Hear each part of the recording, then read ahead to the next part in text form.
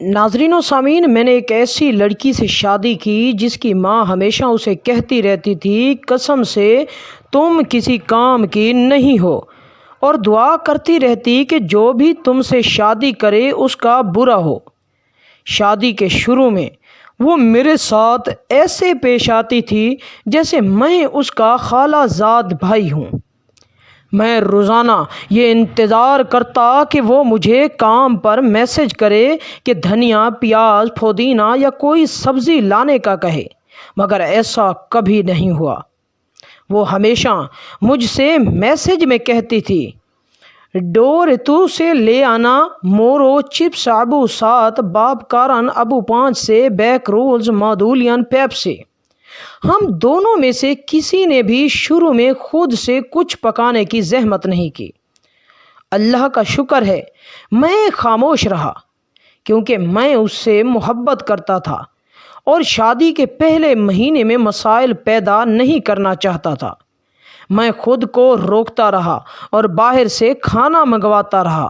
دوست اپنے دوست کی خامیاں برداشت کرتا ہے اور شریک حیات کی خامیوں کو بھی قبول کرنا پڑتا ہے۔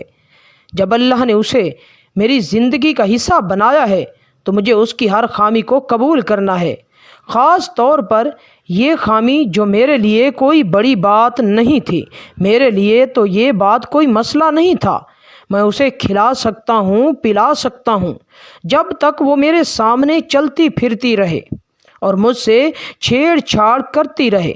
جب تک ہم ایک دوسرے پر تکیے پھینکتے رہیں، مجھے اور کچھ چاہیے ہی نہیں تھا۔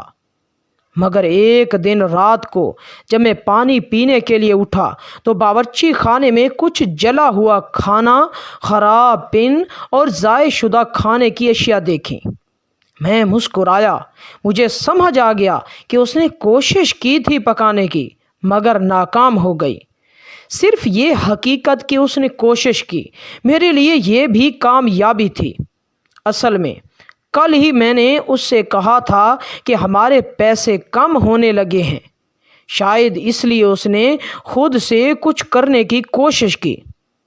اگلے دن میں نے دفتر سے چھٹی لی، لیپ ٹاپ نکالا اور ایک شیف کی ویڈیو چلائی جو چکن، چاول اور مٹر پکا رہا تھا، اور میں نے اسے پکڑ کر اپنے ساتھ باورچی خانے میں لے گیا۔ ہم دونوں نے ایپرن پہنی اور ساتھ مل کر کھانا پکانا شروع کیا۔ میں مٹر چھیل رہا تھا اور وہ چاول پکا رہی تھی، میں سوئس تیار کر رہا تھا اور وہ مرغی ابال رہی تھی۔ آخر کار ہم نے اپنی پہلی مشترکہ کھانا تیار کر لیا جو ہم نے مل کر کھایا۔ اس دن میں نے اسے گلے لگایا اور کہا، فکر نہ کرو، تم ناکام نہیں ہو، تمہیں بس میری ضرورت تھی۔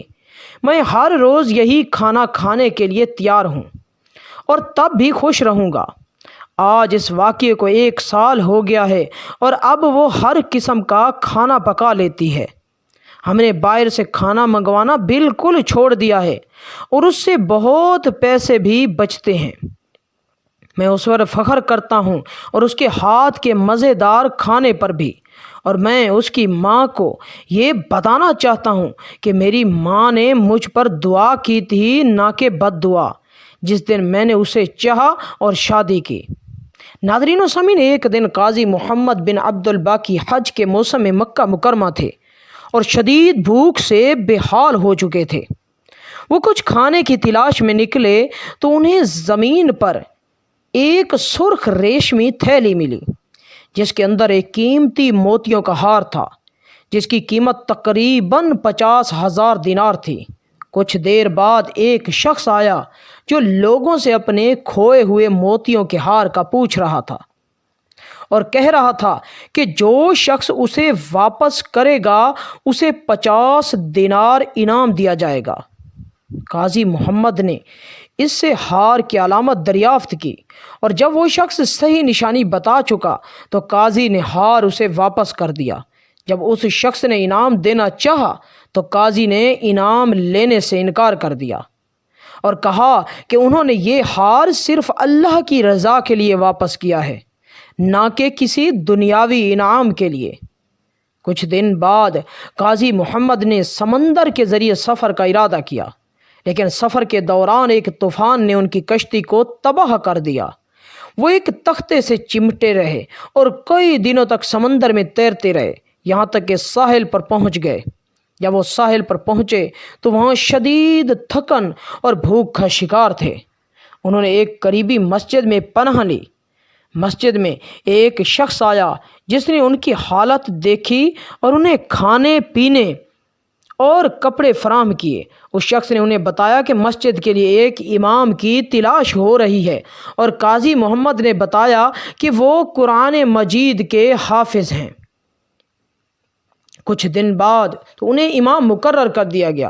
کچھ دن بعد اس علاقے میں خوشحالی ہو گئے اور انہیں اس بستی کے لوگوں نے ایک یتیم لڑکی سے شادی کی پیشکش کی۔ جب قاضی محمد نے اس لڑکی سے شادی کی تو انہوں نے اس کے گلے میں وہی موتیوں کا ہار دیکھا جو انہوں نے مکہ میں پایا تھا۔ وہ حیرت میں پڑ گئے اور لڑکی اس بات پر رونے لگی کہ وہ اس کی طرف دیکھنے کی بجائے صرف ہار کو دیکھ رہے ہیں۔ بعد میں قاضی محمد نے لوگوں کو یہ واقعہ سنایا کہ وہ ہار کیسے مکہ میں ملا تھا، اور انہوں نے اسے واپس کر دیا تھا۔ اس پر لوگوں نے بتایا کہ وہ ہار لڑکی کے والد کا تھا، جو کہ اس بستی کا امام تھا اور اپنی موت سے پہلے دعا کرتا تھا، یا اللہ مجھے اس شخص سے ملا دے جس نے میرا ہار واپس کیا، تاکہ میں اپنی بیٹی کا نکاح اس سے کر سکوں۔ اور اللہ تعالیٰ نے اس کی دعا قبول کی، اگرچہ اس کے مرنے کے بعد۔ یہ کہانی امانت داری اور نفس کی پاکیزگی کا انعام بیان کرتی ہے، اور اس بات کا ثبوت ہے کہ اللہ کی رضا کے لیے کیے گئے نیک اعمال کا بہترین صلہ ملتا ہے۔ ذوالقرنین کی ماں، روایت میں آیا ہے کہ ذوالقرنین اپنی ماں کے اکلوتے بیٹے تھے، اور جیسا کہ ہم سب جانتے ہیں انہوں نے زمین کے مشرق و مغرب کا سفر کیا، فتوحات حاصل کی اور لوگوں کو دعوت دی۔ جب وہ بابل پہنچے تو انہیں سخت بیماری نے آ لیا اور انہیں اپنی زندگی کے خاتمے کا احساس ہوا۔ اس لمحے ان کے ذہن میں صرف یہ خیال آیا کہ ان کی موت پر ان کی ماں کو کتنا دکھ ہوگا۔ چنانچہ انہوں نے اپنی ماں کو ایک بڑا مینڈا اور ایک خط بھیجا جس میں لکھا، ماں یہ دنیا فانی ہے اور ہر ایک کے لیے ایک مدت مقرر ہے اور ایک خاص عمر کا وقت معین ہے۔ اگر آپ کو میرے انتقال کی خبر ملے تو اس بھیڑ کو ذبح کر کے اس کا گوشت پکائیے اور اس سے کھانا بنائیے، پھر لوگوں کو دعوت دیں کہ وہ آئیں، مگر وہ شخص نہ آئے جس نے کسی عزیز کو کھویا ہو۔ جب ان کی ماں کو ان کی موت کی خبر ملی تو انہوں نے ان کی وصیت کے مطابق مینڈے کو ذبح کیا، اس کا کھانا تیار کیا اور لوگوں کو دعوت دی جیسا کہ ان کے بیٹے نے کہا تھا۔ لیکن انہیں حیرت ہوئی کہ کوئی بھی کھانے کے لیے نہ آیا۔ تب انہیں سمجھ آیا کہ دنیا میں کوئی بھی ایسا نہیں جس نے کسی عزیز کو نہ کھویا ہو۔ انہوں نے اپنے بیٹے کا مطلب سمجھا اور کہا، اللہ تم پر رحمت کرے میرے بیٹے، تم نے اپنی موت میں بھی مجھے اتنا ہی سبق دیا جتنا تم نے اپنی زندگی میں دیا تھا۔ مصیبتیں ہمیشہ آتی ہیں کیونکہ یہ دنیا ملاقات کی جگہ نہیں بلکہ جدائی کی جگہ ہے۔ یہ دنیا مستقل رہنے کی جگہ نہیں بلکہ ایک عبوری مقام ہے، اور موت زندگی کی ضد نہیں بلکہ اس کا حصہ ہے۔ ہمیں غمگین ہوتے ہیں کیونکہ ہم انسان ہیں، ہم جلتے ہیں کیونکہ ہم محبت کرتے ہیں، ہم ٹوٹ جاتے ہیں کیونکہ ہم انسان ہیں، اور ہم کمزور ہو جاتے ہیں کیونکہ ہم اپنے پیاروں پر بہت زیادہ انحصار کرتے ہیں۔ لیکن ہمیں اللہ کے فیصلے ادب کے ساتھ قبول کرنا چاہیے۔